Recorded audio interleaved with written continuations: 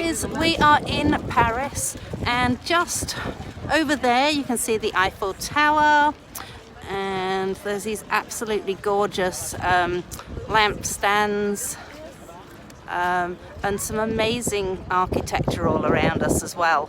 So I just thought I would do a quick video from here before we get on to the creating part of the video.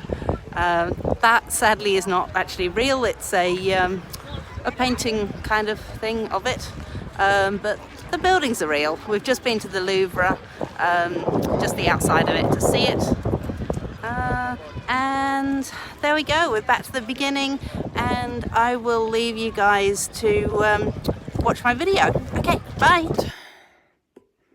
Focus, that's better. Okay, hi there, welcome to Something Saturday.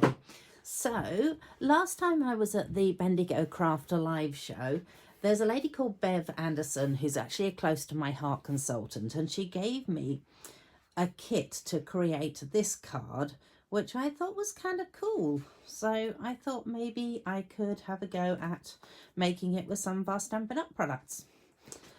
So I thought that finally I'm jumping on the bandwagon of the Fresh as a Daisy Designer Series paper. So I have resisted and resisted, and eventually I think I think Jenny wear me down with the fact that she created such beautiful cards out of it that I just went, oh, you know what, maybe I need to get that.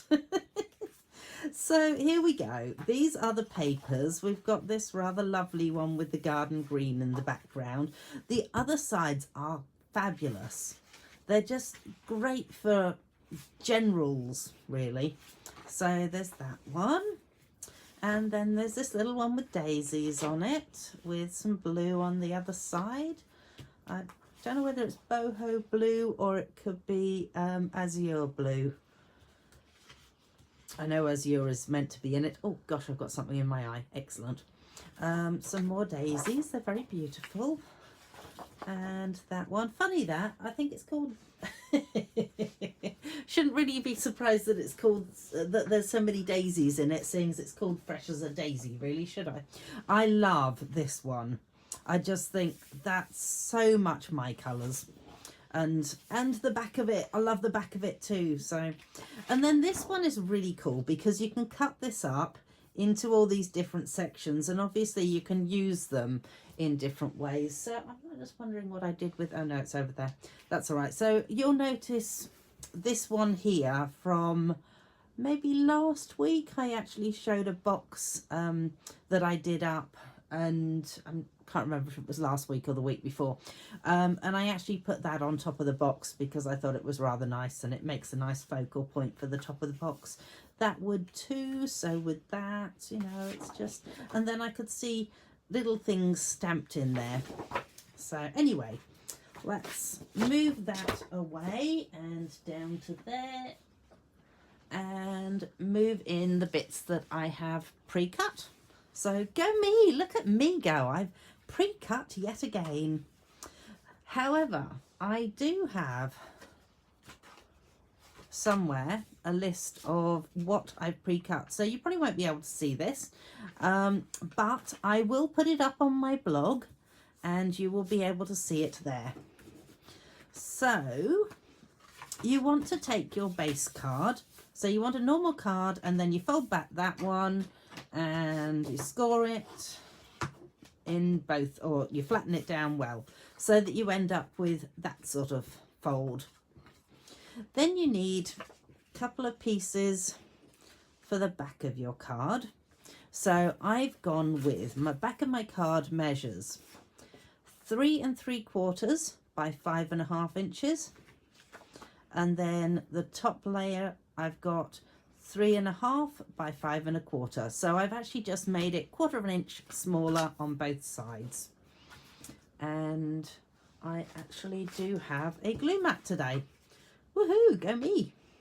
Still haven't got around to doing that other thing with it yet. And let's just add these down here and attach it onto there.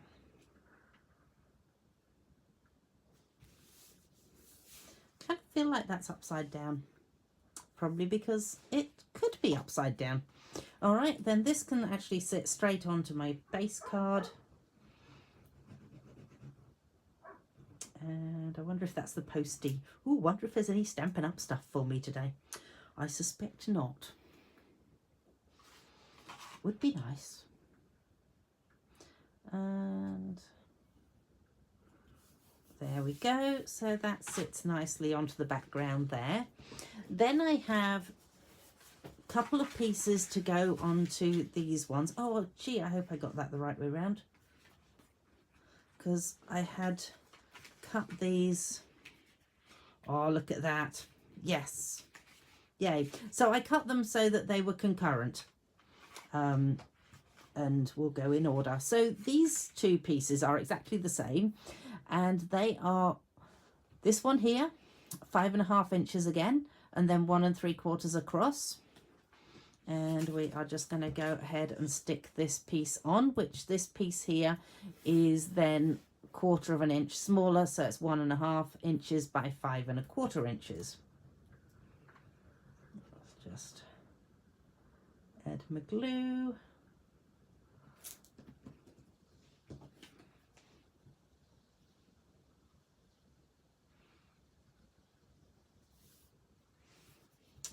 And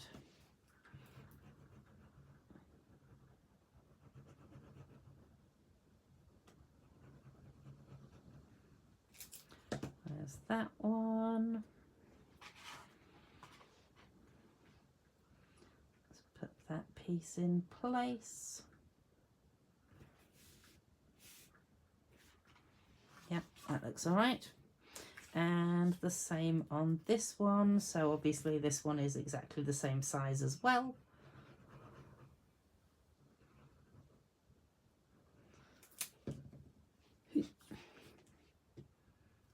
And love the fact that the Tombow will move around very slightly for me. So at least that way when I'm trying to lay it down nice and even, I can just move it that smidgen.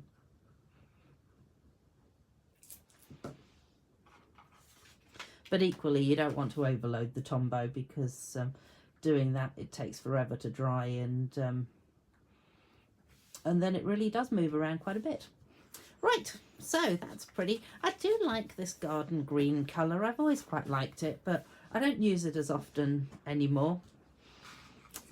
Okay, so the next thing is we've got our squares. So you've got a couple of squares that are going to go on the front. You've got 2 more squares here and a square that's going to go on top of that, because that will be the one that sort of goes in between the two, as it were. Hoping this works. And you also need a little mechanical piece for this square to sit onto. So the little mechanical piece we can put together, and we just need to, let's go there, add a bit of glue to this part, and it's down like that. Oopsie. In theory, it should be able to fold in both directions. Hold it there for a sec, make sure it folds both ways. Oh, look at that, excellent. So my mechanical piece measures 2 inches, which just happened to be a bit of an offcut from what I had left over after cutting these pieces, by 3.25 inches long, and then it's scored at 1/4 inch, 1 inch, 3/4 inch, and 2.5 inches. I will put it on my blog so you don't have to feverishly write it down. So then this piece now is going to sit into here. So we might put that, let's see, let's aim for about the middle. Yeah, we're gonna put it in. I'm not quite sure which order I'm supposed to be doing it in, so you know, we're just going to go with it. Like I said, I've been meaning to have a go at making this, and I figured that now is as good a time as any. So let's just go for the middle, and we will call that the middle. And I don't think it's too precise, to be perfectly honest, if it's not exactly in the middle. That doesn't look too bad though. Ooh.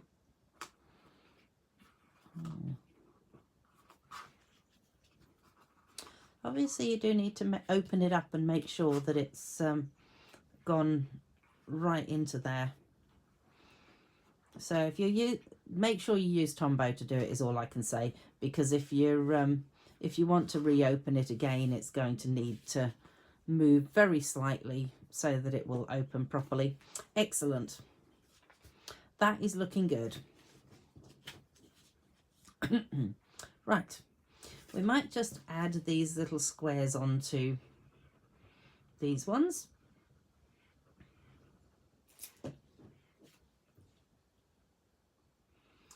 So one square. My mind just went 1 square, 2 square, tickle you under there. Oh dear, the things we think of as we're crafting. And 2 squares. Oh, such pretty paper. Wowzers.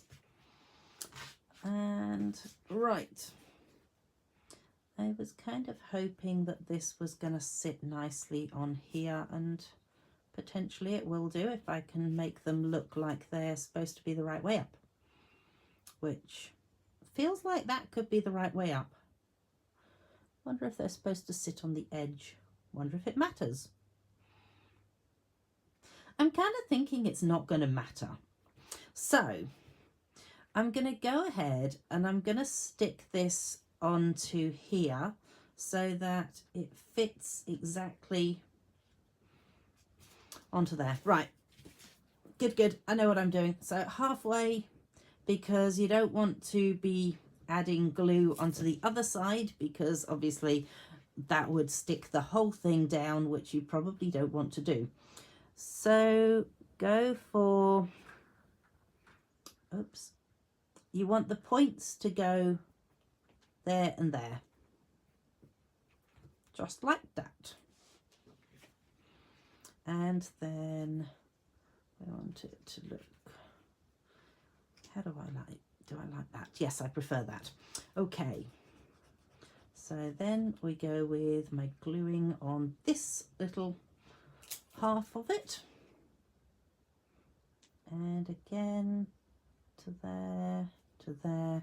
So you're actually measuring it up so that the points are going to be all in a row like this. So that has created our front bit. Now we want to create a piece to go into here. So the way that she has hers is she actually has scored a line in here. And I'm going to show you a really easy way of doing that with our cutter scorer. So I measured the one that she had, and it actually measures 3 inches across this way. So therefore, if I do this and I go, this is my 3-inch mark. So if I put that onto one of these lines here, then I know that my square is going to be straight across. In fact, I'm going to move it back a line. So there's my 3-inch mark, there's my 3-inch mark, and you can see now that those are correct. And then we want our scorer, and we just want to score a little line like that. And then we're going to do exactly the same with the other one. So the 3-inch mark, 3-inch on there. Oops, and I've just moved it. Oh, good for me. That's why. Okay, so you can actually tell when it's not level, because as you can see on here, if I move this over slightly, although I might have it at the 3-inch mark here, it's clearly not at the 3-inch mark here, and then these 2 pieces are out of whack as well.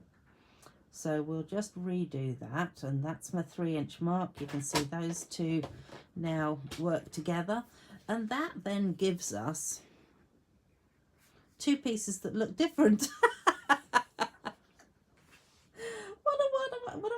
wrong. Oh, you know what? Right, give me a moment. Let's just unscore this. It's fine, it's fine. It's not going to show anyway.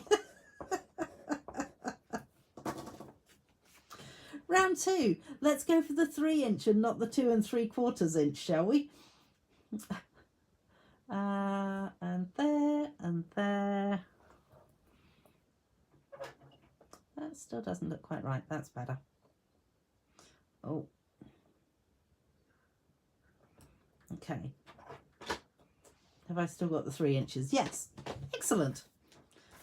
Now they look much more like each other. Excellent. Can't believe I just did that. All right. So you know how I said that's going to get covered up anyway? It is going to get covered up anyway because it's going to have that on top of it. So I'm now going to hold that. So I'm just going to hold it onto here. I actually want to cut it off so that I've got a nice little layer all the way around. So I'm going to use my pencil just to give myself a bit of a sort of gap there. So again, I should be good to just use this. If I add that and that together, bring it down a bit. So I've got my point at this end and my point at this end, and this is where I want to cut it.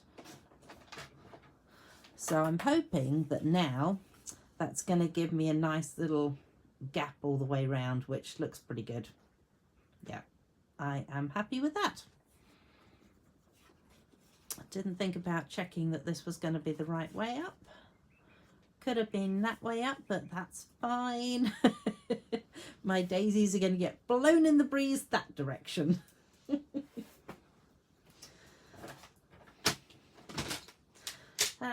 Just one of those things that you need to remember to check which way up your paper's going to go. All right. So the other thing I reckon I can do is I can probably just snip this off to get rid of some of the bulk. So where's my scissors gone to? So I'm going to take the back part of that off and just have it so that this part here is going to sit behind there and have it as the, I'm pretty sure you're all saying the right word for me, so thanks. Hinge, there we go.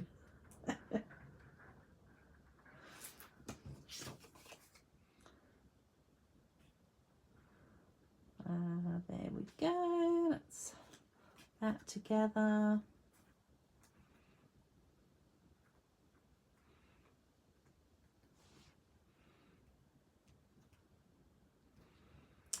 Alrighty, and then we can add this piece onto the front.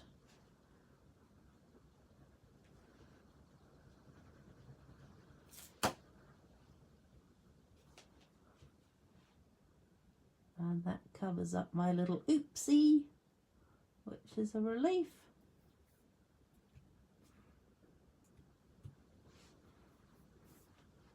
Then you know what I haven't done is any pieces for the inside of this. So we might just grab a bit of white cardstock. Oh look, here's some that I haven't prepared earlier. Oh dear, I'm not doing a very good Blue Peter here today, am I? Okay. So let's just check and see. Oh, that's not bad.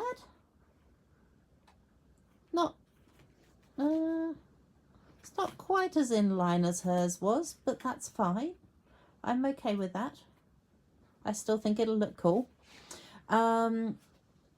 Yes, so what size was my designer paper on that square? It was 2 1/4 inches, so I reckon I'm going to go with 2 1/4 inches for this as well. So what's 2 1/4 is okay. All right, 2 1/4. Let's go this way. Yes, there was a reason I faffed there. 2 1/4 is this one, and 2 1/4 that one. Almost the same. Okay, so we should have 2 more squares. And so we want to cut off same sort of thing here. So I'm just going to measure it up against this one.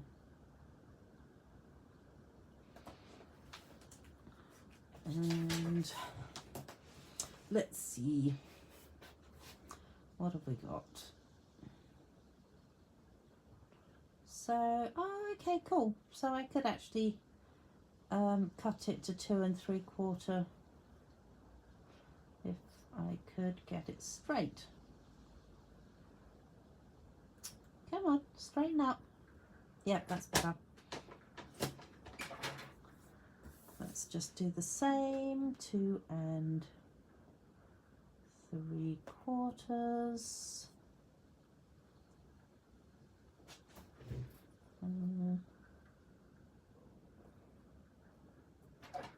3/4. So there we go. We get rid of these pieces. And hopefully, if I have calculated it correctly, they will sit nicely inside my little thingo. Yay, they look pretty good. All right, let's put this down and stick them in. Go the glue mat.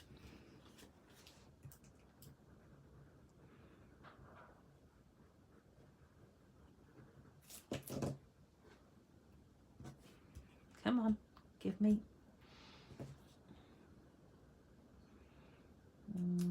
There's that one. And there is, oops. And that's why I use the mat. That one can sit nicely into there. At least it would sit nicely if it was even enough. All right, so then we've got our little thingo there, and this just literally sits into there now. So we can now add a bit of glue onto the back of there. So obviously you want to make sure that your glue doesn't come out any further than that. So that will now, and aim for the middle. That's looking good. My glue has not come out further than it should have done, so I'm relieved to say that that's all good. And then potentially you might want to stamp your saying in there beforehand, but you can still write in it. So you can write on this side and you can write on this side. And I think I'm quite happy with the way that's come out now. So there you go. A little bit of a different card. So thanks to Bev Anderson from Close to My Heart for the idea behind that one. And I will put all the measurements up onto my blog, so you don't have to try and squint at my little teeny tiny piece of paper or try and read my awful writing. And yes, come back and join me next Saturday for Something Saturday. So we will see you then. Thanks. Bye.